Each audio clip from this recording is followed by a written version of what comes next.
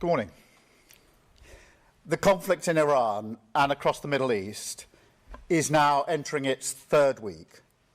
So I want to take a moment to set out how we're responding to this crisis and standing up for the British people. Our priority is always the national interest, and so we have been clear and consistent in our objectives throughout this conflict. First, we will protect our people in the region.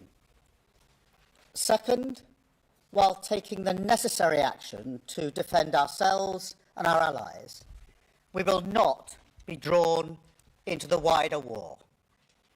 And third, we will keep working towards a swift resolution that brings security and stability back to the region and stops the Iranian threat to its neighbours. I want to see an end to this war as quickly as possible, because the longer it goes on, the more dangerous the situation becomes, and the worse it is for the cost of living back here at home. Now, in recent days, I've visited community centres in England and Northern Ireland, and I know people are really worried about what this means for them. And look, I grew up working class in the 1970s. I remember how it feels when you're struggling to make ends meet. It's a knot in your stomach every time the bills come through the door. And that's at the forefront of my mind in meeting this crisis. So in a moment, I'll set out what we're doing to help people with the cost of living. But let me first give you an update on what we're doing in the region.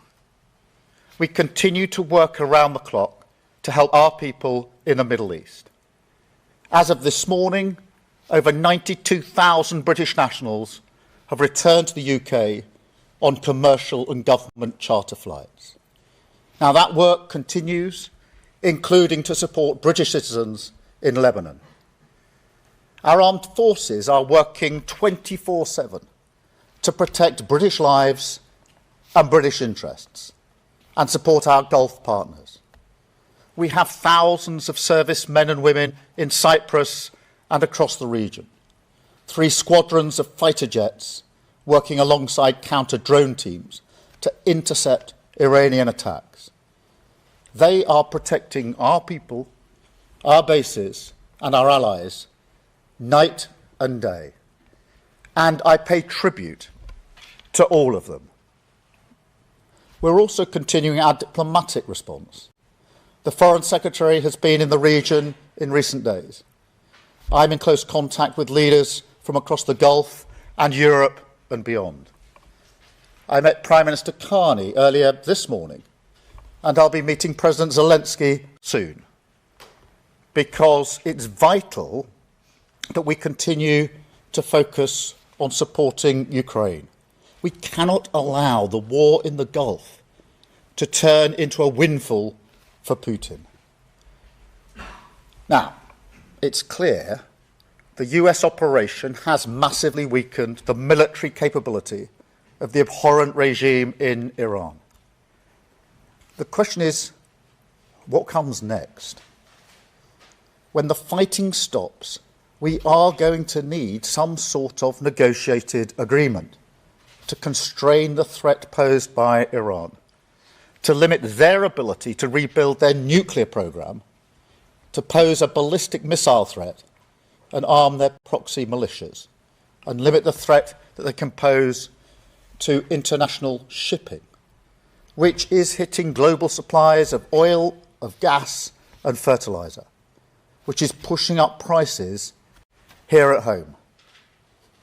Now, we've already acted alongside other countries to release emergency oil stocks at a level that is completely unprecedented.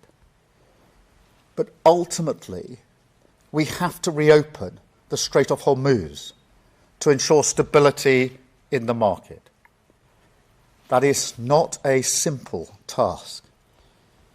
So we're working with all of our allies, including our European partners, to bring together a viable collective plan that can restore freedom of navigation in the region as quickly as possible and ease the economic impacts. Now, because of the decisions that we have taken, the British economy is better placed than it otherwise would have been to weather the storm. Since the election, we've built up our national resilience.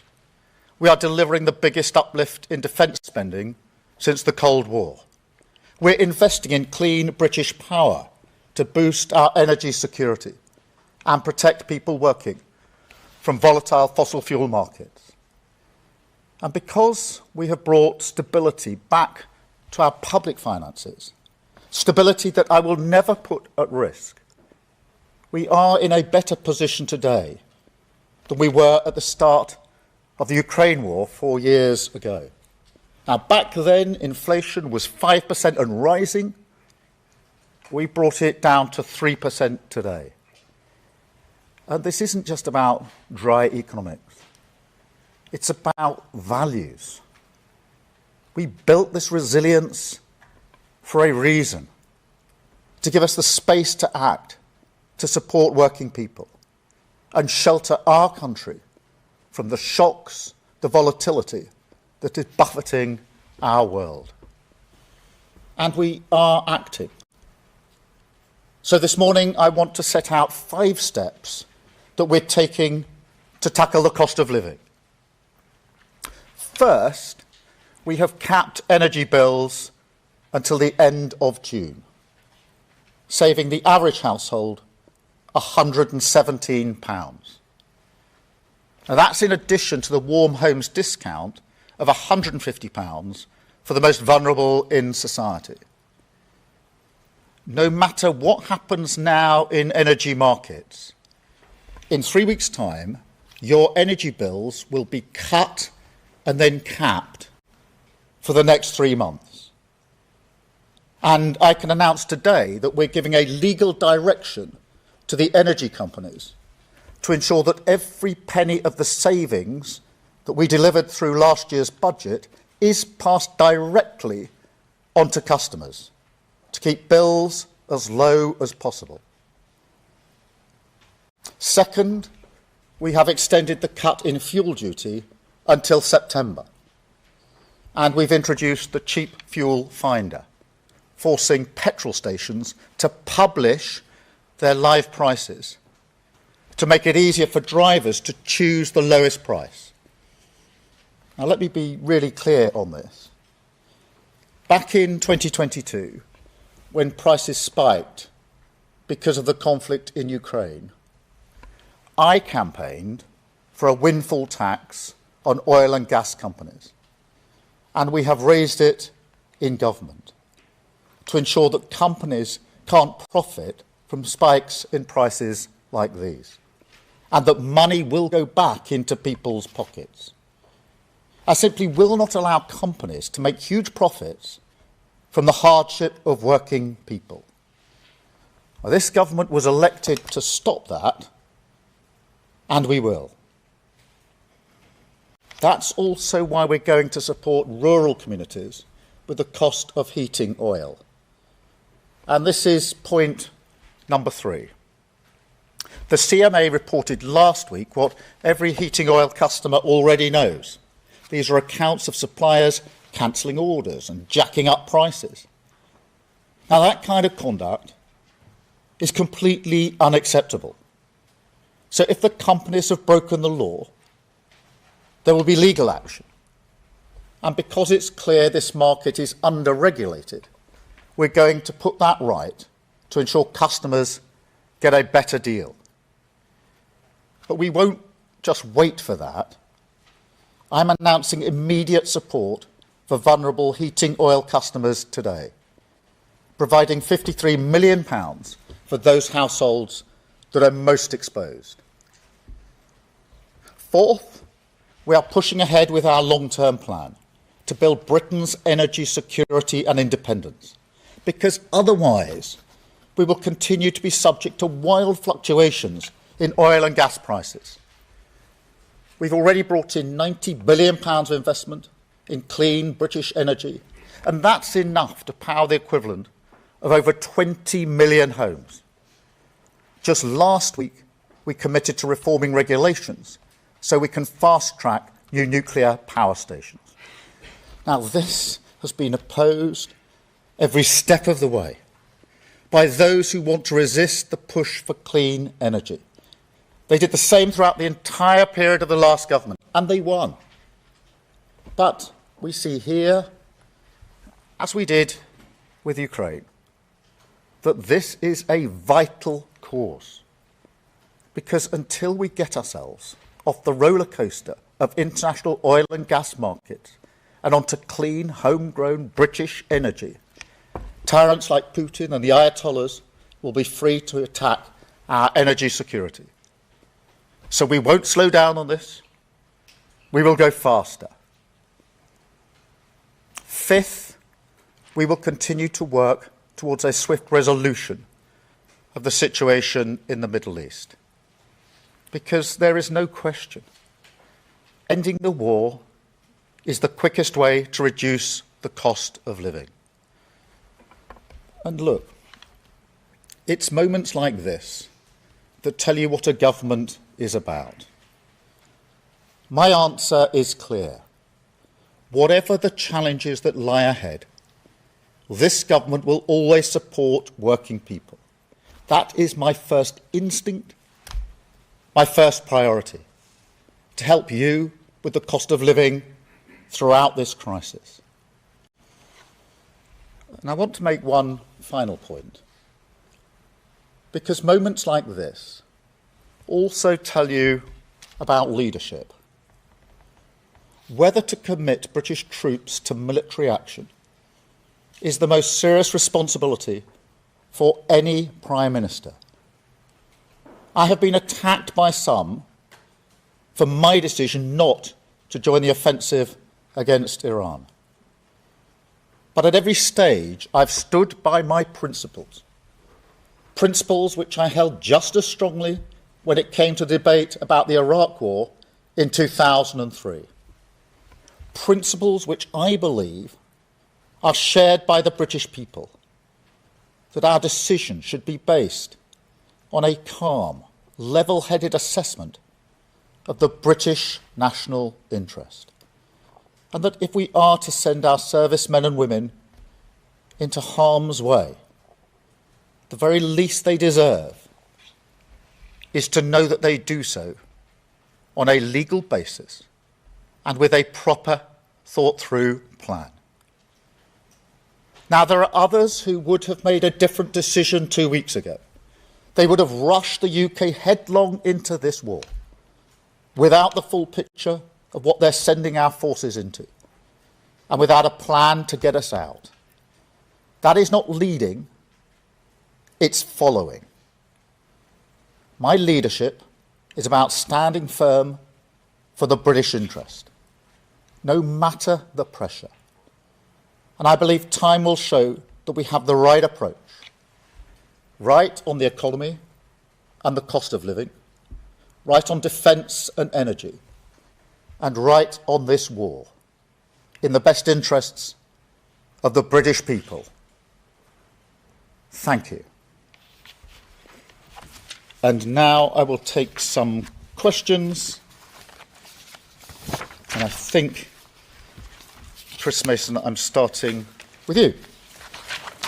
Thank you, Prime Minister. Chris Mason, BBC News. Given the frequency of huge government interventions in recent years after the pandemic and after the war in Ukraine, and where that's left the public finances, do you feel a constraint on whether you'd be able to offer any more support on the impacts of this war if it drags on? And if I may, you say the UK won't be drawn into the wider war, but you're willing to be part of what you described as a viable collective plan to keep the Straits of Hormuz open.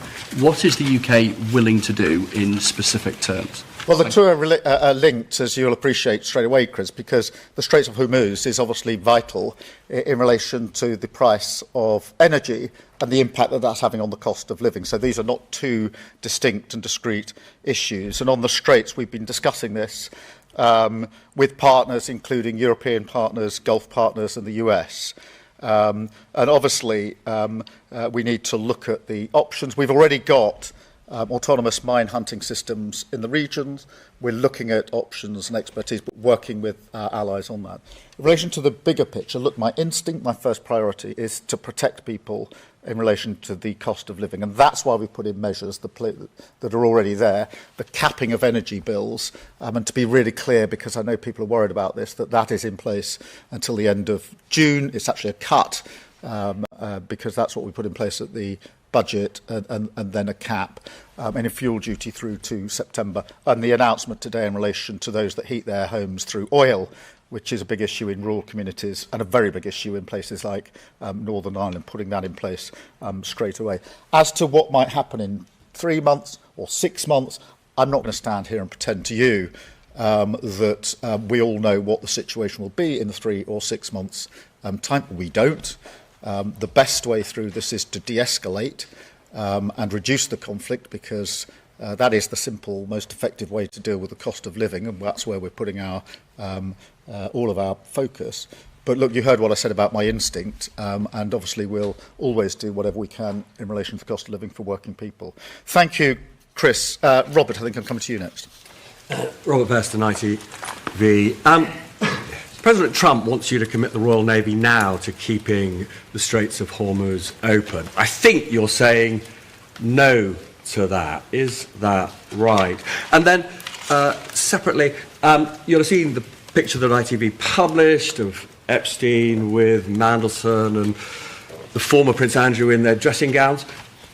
Why, in Jonathan Powell's words, did you rush that appointment, given that Karen Pierce was prepared to stay for a few months, and that's what the US president wanted? Let me deal with the Straits of Hormuz, because obviously that's one of the pressing issues of the day. It's something I discussed with President Trump yesterday on the phone.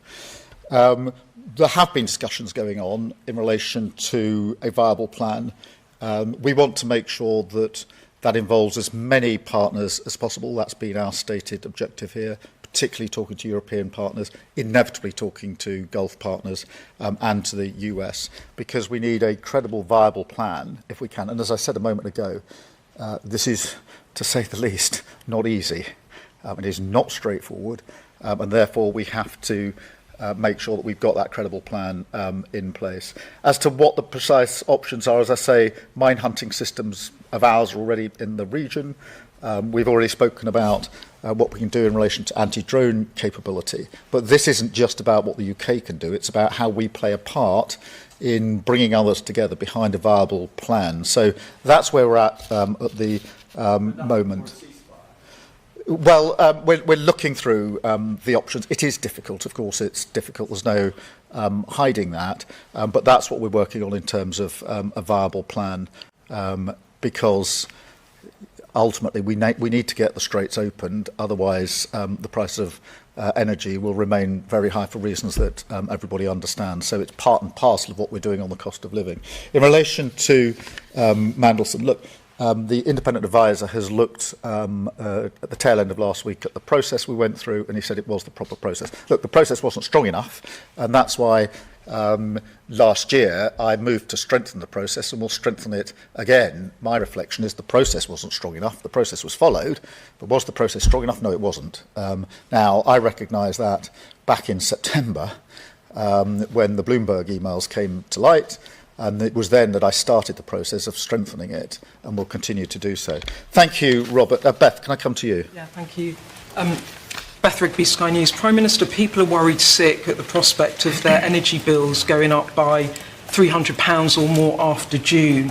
The Conservative government back in 2022 capped bills for all households through an energy price cap. It cost about £40 billion. You're not going to do this, are you? Can you just level with people that wealthier households are going to have to suck some of this up?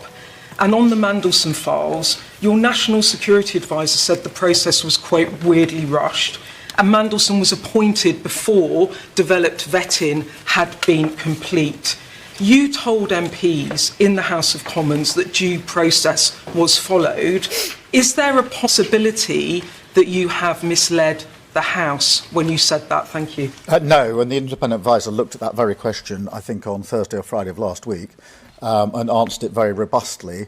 that the process had been followed. The process wasn't strong enough. And amongst the changes that I intend to put into place is the fact that you can't announce someone until the vetting is finished. It wasn't an individual decision in the Mandelson case, that was the process. Well, you only have to look at that in the light of the appointment to realise that that needs to change. But on due process, the process that was there was followed. The problem was the process wasn't strong enough. But ultimately, it was my mistake, and I have apologised for that, and quite right too. In relation to the wider point about energy bills, because I do know how worried people will be about this, and as I said, I've been to a number of community centres across the country where you can feel that, and I'm not surprised. We're not ruling anything out, but it is very difficult to say at this juncture what the position will be in July, which is when the current energy cap runs out, or what the position will be in September. And obviously our focus at the moment is de-escalating, dealing with the straits and trying to find a way to limit the impact. My instinct is always to help working people in a situation like this, hence the energy price cap that we put in place. In fact, reducing energy bills, which is one of the measures at the budget, and making sure that is held until June.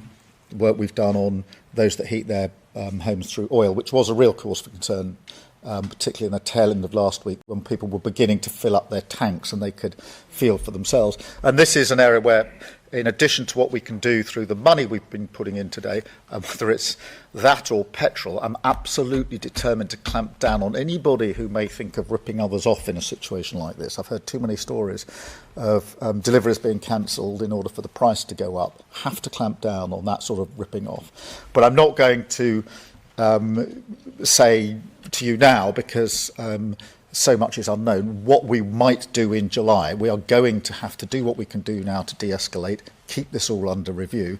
And as soon as it's necessary to say anything further, I will obviously do so. But it's simply not sensible to say that in a number of months' time, not knowing what the situation will be, that the following will be ruled in or ruled out. So that's the approach that we're taking. Thank you, Beth. Can I go to Andy at Channel 5? Thank you, Prime Minister. Andy Bell, 5 News. So initially you said no to the President when he wanted to use UK bases for the first wave. It feels like now you're saying no again to sending certainly any kind of shipping to open up the Gulf. Are you basically saying to him, there is no military way of opening up the Straits of Hormuz, we have to go for de-escalation? And presumably you must be getting worried now that your relationship with the President is getting pretty frayed. Well, just to go through this in order, I said no to get involved in the initial offensive action and getting drawn into the war. And I stand by that decision. As I said a moment ago, many people criticised me heavily for that decision and indicated that they would have rushed into the war, only, in my view, for them to backpedal a week or two later when they saw the consequences of what action they would have taken had they been Prime Minister. In relation to the defensive action, whether it's what we're doing in the region, have been doing since the few hours after the conflict started, or whether it's the use of our bases, that is in collective self-defence of our people in the region and our bases. The Strait of Hormuz is then a separate discussion, and it is a discussion. We're not at a point of decisions yet, and I want to really stress that. It is obviously a difficult question, that goes without saying, in relation to how you safeguard maritime traffic through the straits. Everybody knows the geography and the risks, but we are working and discussing that with the US, with Gulf partners and with the Europeans, and I discussed that yesterday with President Trump in the way we often discuss things. So that's where we're at on that. There are no decisions having been made. It'll have to be something which is agreed by as many partners as possible, is my strong view. And we're not at that stage yet, but we are working hard. I discussed it with President Trump yesterday in the way that you would expect between two allies and two leaders. And as soon as there's more to report, I will make sure that you have that. Thank you, Andy. I've got Chris Hope from GB News. Chris. Thank you, Prime Minister. GB News viewers are very, very worried about petrol prices, as you might understand. They don't understand why you won't open up oil and gas fields to try and bring down the cost, mitigate that against, of course, the dash to net zero? Why not open up those oil and gas fields? And just on the special relationship, if 1 is bad and 10 is good, how would you rank your special relationship right now with Donald Trump? Well, in relation to, I do know how anxious your viewers and everybody else will be in relation to their energy bills, because there's a conflict going on. They will have their own views and worries about the extent of that conflict. And many are worried that it escalates rather than de-escalates. I'm clear we need to de-escalate. In relation to their bills in the here and now, we are taking measures to protect them. And I want to just make that clear for all your viewers, because for the next 3 months, their bills will come down and be held down. And they need that reassurance, because some are worried that they're going to go up next week or next month. That won't happen. Obviously, we'll have to keep under review what happens elsewhere. If they're oil-based, and some of your viewers will be, the announcement I've made today is to give them help with that, because already their bills are going up and they're not within, or they wouldn't otherwise be within the scheme. On oil and gas in the North Sea, obviously that's going to be part of the mix for many years to come, so there's no difference of position there. We did make progress on what's called tiebacks. Your viewers may have seen that or not, but that basically allows further access into oil and gas in the North Sea, so that's already in place. But the question I'm answering or trying to address at all times is what are the measures that are actually going to take money off bills now or in the foreseeable future, and that is by ensuring that we've got a better mix of renewables and that we go to renewables. And there's no denying, because we've seen this firsthand now. We saw it in Ukraine. We saw it in the 12 Days War. We're seeing it again now. If you're on the international market for oil and gas, you're vulnerable to the price going up on the international market, because we, the UK, have little control over that. And our North Sea oil doesn't give us control over that, because we sell onto the market. What gives us control is renewables, our own homegrown energy, which is then more secure and more independent, which is why I think that we should go further and faster in relation to renewables. Let's get control of our own energy, so that whatever's happening on the world, we control what's happening in this country. And I think for many people, they'd say, by whatever means you do it, get control of energy, so I don't have to keep worrying that my bills are going to go up and down. I want to get to that place as quickly as possible, Chris. Thank you very much. Oh, look, I mean, it's a good relationship. We had a good discussion yesterday about the Straits, as you would expect. We're strong allies, have been for decades, but it is for me to act in what I consider to be the best interests of Britain, and I have to keep that uppermost in my mind. And it is interesting, for want of a better word, that those that 2 weeks ago were urging us to go headlong into the full-blown war are beginning to have second thoughts about that, and there's reason for that. The problem, as I pointed out to the Leader of the Opposition last Wednesday, is if you're Prime Minister, you don't get to come back a week later and say, oops, I made a mistake about that war, can I back out of it now? You have to make the decision that you genuinely believe is in the best interest of the British people from the get-go. Thank you, Chris. I've got Matthew Gay. Thank you, Prime Minister. Matthew Gay, the Quid Squid Personal Finance. Life is about to get a lot more expensive for people in the UK due to what's going on abroad. Food and petrol are already going up, and energy bills past the price cap could also be seeing an increase, which a lot of people can't afford. So the government likely have two options: either do some of the stuff that you've already mentioned and find ways to cut these bills, or get more money into people's pockets. So with regards to the latter, how is the government planning to help people? Yeah, well, thank you very much. And both are really important, because we are taking measures to keep bills down, and that's why I can say that energy bills will be cut and capped for 3 months. At the same time, we need to make sure more money goes into people's pockets. That's why we've done a lot of work on things like the minimum pay, to make sure that goes up, as it will go up in April, so people have got more money in their pockets. It's very important that we point out that wages are going up higher under this government than they went up under the first 10 years of the last government, because it will be a question of, for most people, how much am I getting in on a monthly basis, and can I meet the bills that I've got to pay on a monthly basis? And just to be clear, because I do think this is important, when I was growing up, we didn't have enough money in my house to pay our bills. So I know what that feels like, to be around the kitchen table really worried. And I do genuinely know that there are many people across the country who are having those conversations today, who are really worried about it.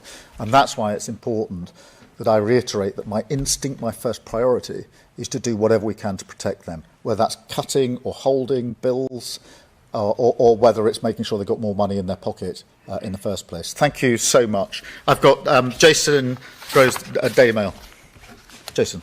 Thanks, Graham. Can I ask you a couple of questions about petrol? You've talked a bit about profiteering, but at the moment, obviously, the Treasury is getting a big windfall from VAT on petrol. Every 5p it goes up, they get another penny. Shouldn't you be giving that money back? And then, secondly, Nick Butler, who you may know, used to work for Gordon Brown and BP, was out this morning saying we could be facing petrol rationing in a couple of months. What sort of preparations are you making for that? Well, on both those issues, I mean, on fuel duty, that is being held till September. And yeah, that's held till September. And I know people are urging me, what are you going to do after September? But that is 6 months away. There's obviously a lot of change that could happen in that period. And we need to keep the situation under review, and we will keep the situation under review. In relation to the supply of energy, obviously we're taking all necessary measures to make sure there is the right supply of energy. It's really important that we do so, and it will always be a mix of oil and gas and renewables. We're actually using more renewables now than we were in 2022, which is helping in relation to supply, but we'll keep that under constant review. Thank you, Jason. I've got Millie from The Independent. Thank you, Prime Minister. Millie Cook from The Independent. Pat McFadden this morning appeared to play down Trump's warning that the future of NATO would be very bad if we don't send warships to the Strait of Hormuz, describing it as rhetoric from the President. How concerned are you about the breakdown of the NATO alliance, and would you agree with Mr McFadden that Trump's threats are just rhetoric? Well, firstly, we are working with others to come up with a credible plan for the Straits of Hormuz to ensure that we can reopen shipping and passage through the strait. Let me be clear, that won't be, and it's never been envisaged to be, a NATO mission.